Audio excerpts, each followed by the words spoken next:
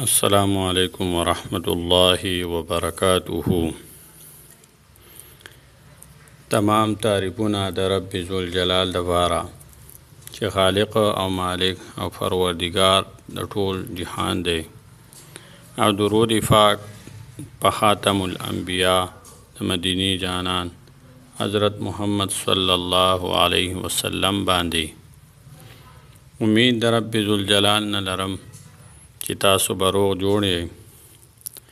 نن ما ستاسو دپاره یو داسې ښایسته او مزیداره مجربه وظیفه راوړې ده چې د هغې په کولو سره به انشاءالله تعالی تاسو د هر قسمه ضرر نه، د هر قسمه نقصان نه محفوظ یې، او تاسو ته به څه قسمه نقصان او ضرر نه در رسی.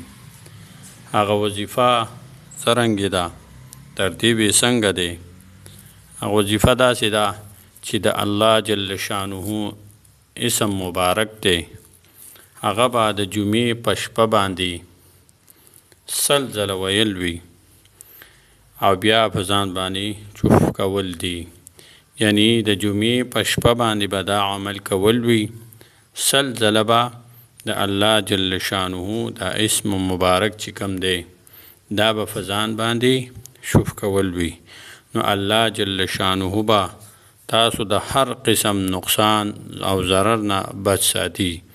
یعنی تاسو ته به څوک څه قسمه نقصان او ضرر نشي در رسولی.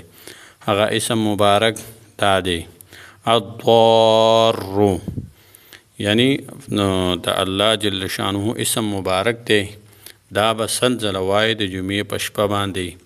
هغه اسم مبارک کم دی الضار، دا به داسې وایي. طریقه به یې د ویلو څنګه وي؟ یا ضار یا ضار یا ضار. چې کله تاسو دا وظیفه وکئ 100 کارتې ووایئ د جمعې په شپه باندې، او په ځان باندې شوف کوئ، یعنی ځان پې دم کوئ، نو الله جل شانه به تاسو د هر قسم ضرر، مصیبت او تکلیف نه په امن کې ساتي په خپل فضل و کرم باندې.